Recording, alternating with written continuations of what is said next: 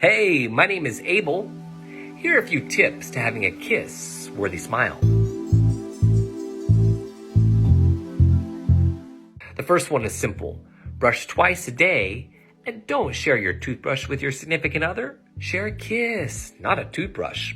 Use dental products with fluoride in them. For example, a fluoride toothpaste does amazing when it comes to maintaining your oral health. No one wants to kiss someone with bad breath. Scrape your tongue after brushing and chew sugar-free gum in between meals and say goodbye to bad breath.